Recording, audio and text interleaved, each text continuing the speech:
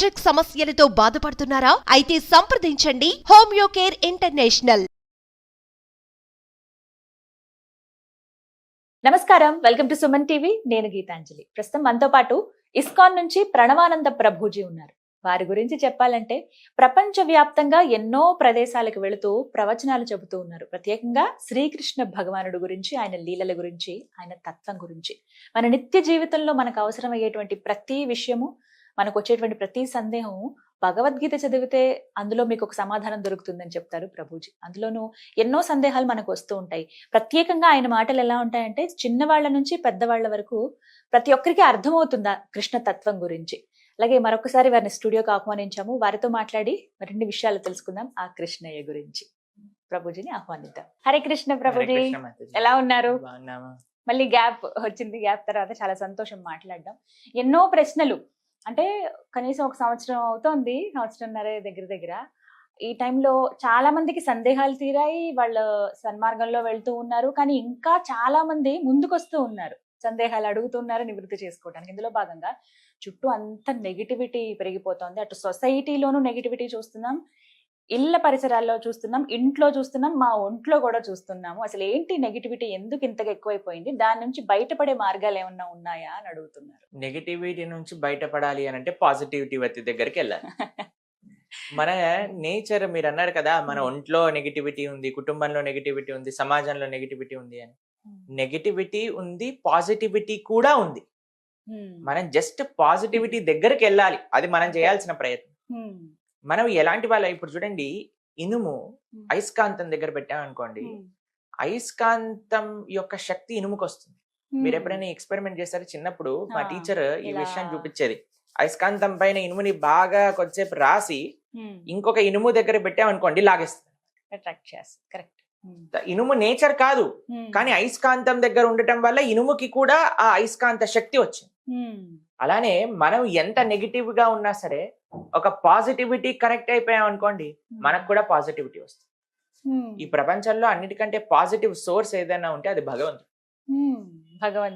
భగవంతుడి దగ్గరికి ఎంత దగ్గరగా ఉన్నాం అనుకోండి, మనం అంత పాజిటివ్ గా ఉంటాం.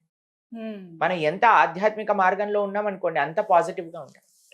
ఇది చాలా మందికి తెలియదు. నెగిటివిటీ, బాధలు, డిప్రెషన్, మెంటల్ హెల్త్ అని పాపం బాధపడుతుంది. కానీ దీని అన్నిటికీ ఒక సొల్యూషన్ ఏంటి అని అంటే, పాజిటివ్ గా మన మైండ్ సెట్ ని మార్చుకోవటమే.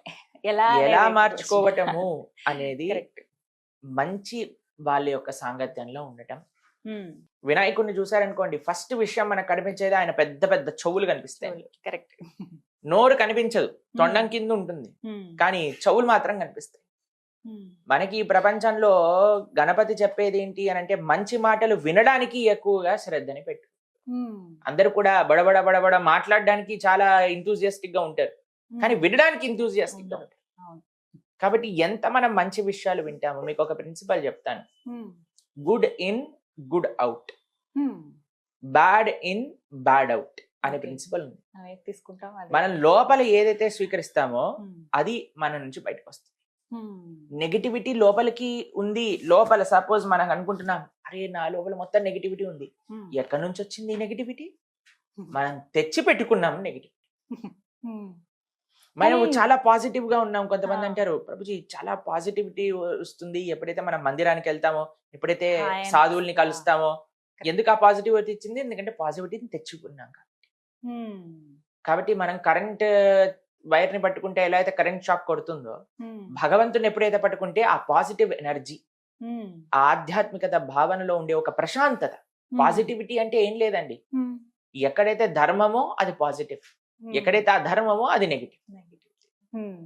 కాబట్టి భాగవతంలో ఒక విషయం చెప్పారు, మద్యంపానం శ్రియాసూన యథా అధర్మశ్చ చతుర్విధం. ఎక్కడైతే ఈ 4 వస్తువులు ఉంటాయో అక్కడ తప్పకుండా నెగిటివిటీ ఉంటుంది. మీకు చాలా జాగ్రత్తగా ఈ విషయాన్ని పరిశీలన చేయాలి అందరూ. ఎక్కడైతే ఈ 4 చెడు అలవాట్లు ఉంటాయో, ఏంటి ఆ 4 చెడు అలవాట్లు? ఎక్కడైతే మాదక ద్రవ్యాలను సేవిస్తూ ఉంటారు.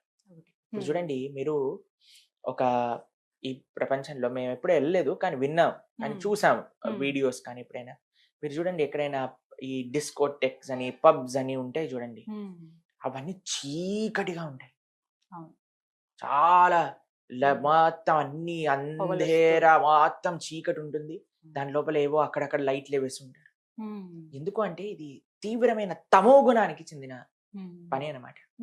మాదక ద్రవ్యాలు సేవించటం, డ్రగ్స్ అని, తర్వాత గుట్కా, మాణిక్ చంద్, తర్వాత మందు తాగటం, ఇవన్నీ కూడా తమో గుణానికి సంబంధించి. అందుకే మీరు చూడండి, ఎవరైనా ఇలాంటి తప్పు పనులు చేసే వాళ్ళ దగ్గరికి మనం వెళ్ళామనుకోండి, వాళ్ళు ఒక స్టేట్ ఆఫ్ వాళ్ళని చూస్తేనే మనకు కూడా ఏంటి అసలు వీడు నార్మల్ గా ఉన్నాడా లేదా అని అనిపిస్తూ ఉంటుంది అనమాట. తాగాక ఎవరైనా చూసారా మీరు ఎప్పుడైనా?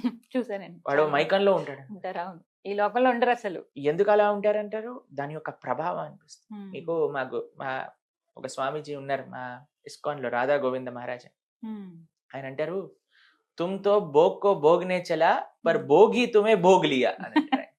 ఆయన ఏమనుకున్నారు, మనం ఏదో ఎంజాయ్మెంట్ కోసం ఒక పని చేయడానికి వెళ్తే ఆ ఎంజాయ్మెంటే మనల్ని తినేసింది అనమాట. అందుకే కదండి ఇప్పుడు తాగేవాడు, అమ్మో నేను తాగకపోతే చచ్చిపోతాను, అడిక్ట్ అయిపోతాను.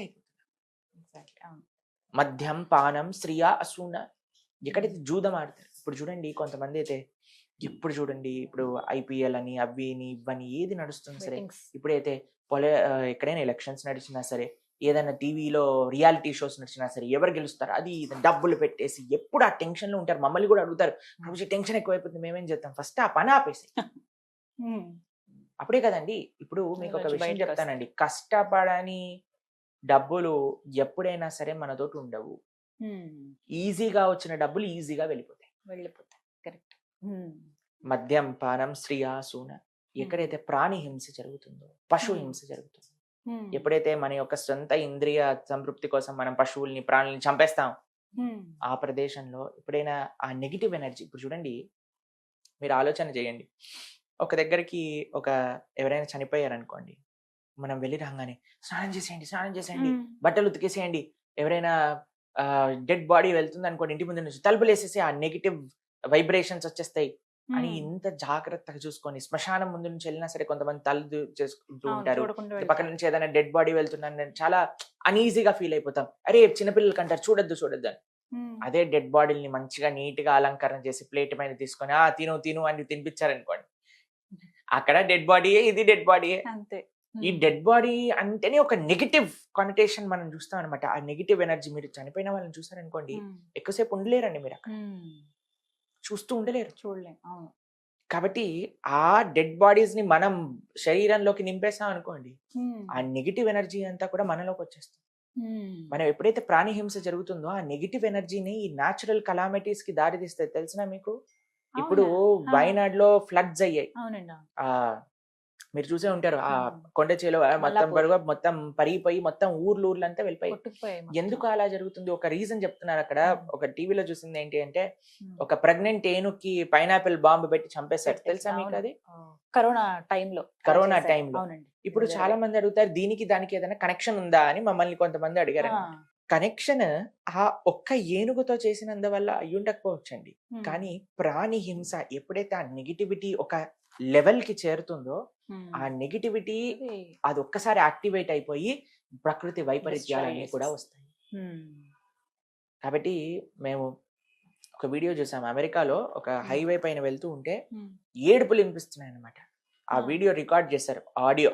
ఇలా వీడియో చూస్తే ఆ నెగిటివ్ క్రైజ్ అన్ని ఒక 2 కిలోమీటర్ల దూరంలో ఉండే ఒక స్లాటర్ హౌస్ నుంచి వినిపిస్తుంది. అక్కడ ఆవులు పందులు అన్ని ఎక్కడైతే స్లాటర్ చేయడానికి పెడతారో అక్కడ నుంచి వినిపిస్తున్నాయి. ఆ నెగిటివిటీ అంతా, ఆ ఏడుపు అంతా కూడా. ఇప్పుడు చూడండి, మీరు ఎవరైనా మనిషి ఏడిచారనుకోండి ఇంట్లో, మన మనసు కూడా బాగుండదు. ఎవరైనా ఏడుస్తున్నారంటే, అరే కొద్దిగా ప్రశాంతంగా ఉన్నానా, నువ్వు ఎందుకు ఏడుస్తున్నావు అని మనం వెంటనే రియాక్ట్ అవుతాం. ఎందుకంటే మనకి బాధ లేకపోయినా ఎదుటివాడ బాధ చూసి మనం తట్టుకోలేకపోతాం. అలాంటిది ఇన్ని ప్రాణులు ఏడ్చిన ఏడుపులు, ఏమన్నా మేక ఈ కోడి నేను నీకోసమే పుట్టాను నన్ను చంపేసే అని ఆనందంగా వస్తుందండి? అసలు అది బాధే కదా. ఆ బాధ అంతా ఎక్కడికి వెళ్తుంది? ఎవరు దాన్ని అనుభవించాల్సి వస్తుంది అని అంటే, ప్రతి ఒక్కళ్ళు అనుభవించాల్సి వస్తుంది. అంటే తిరిగి మనకు వస్తుంది అని అంటారు 100%.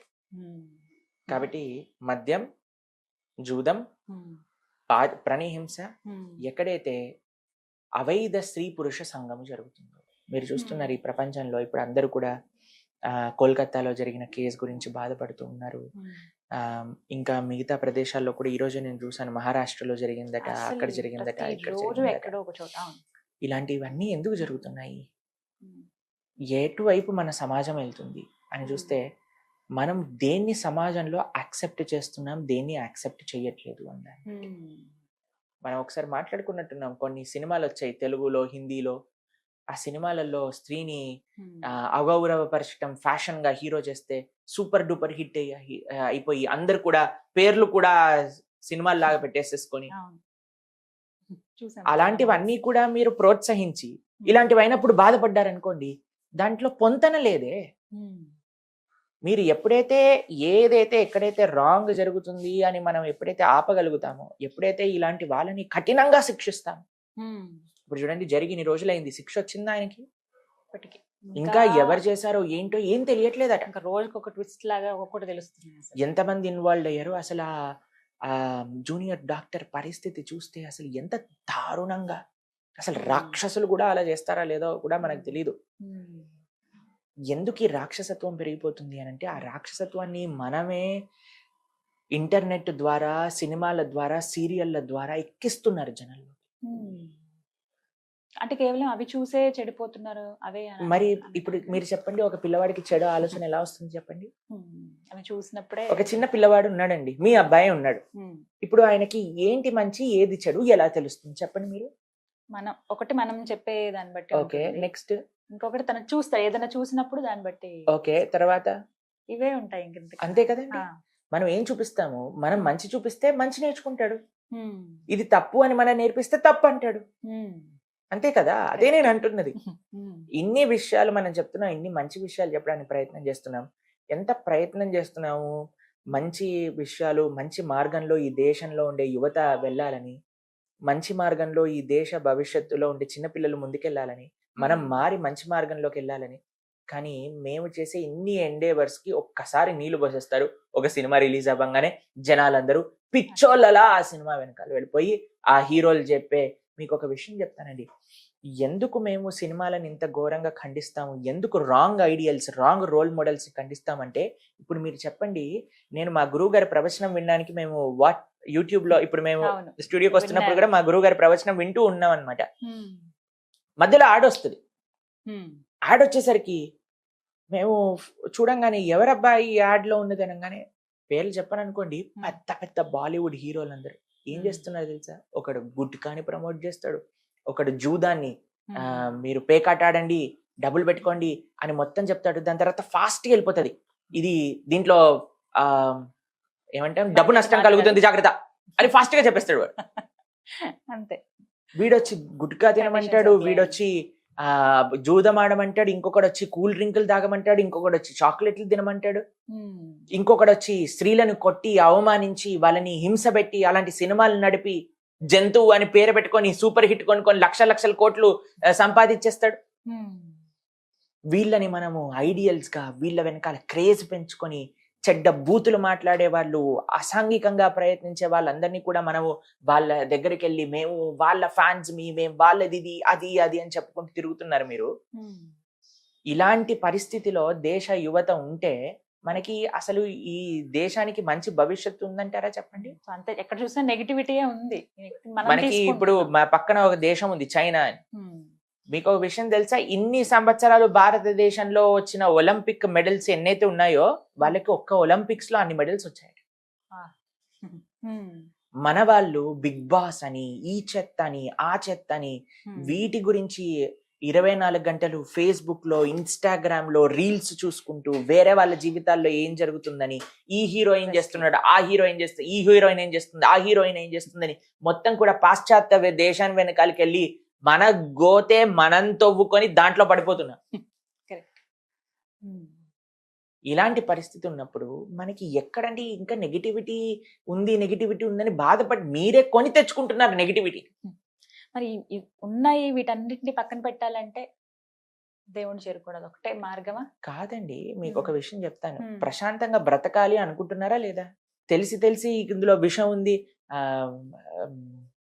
కొద్దిగా విషం తాగండి, కొద్దిగా బాగుంది అని అంటే మీకు దాహం వేస్తుంది, ఈ విషం తీసుకోండి దాహం తీరిపోతుంది అని అంటే మీరు తాగుతారా? అస్సలు.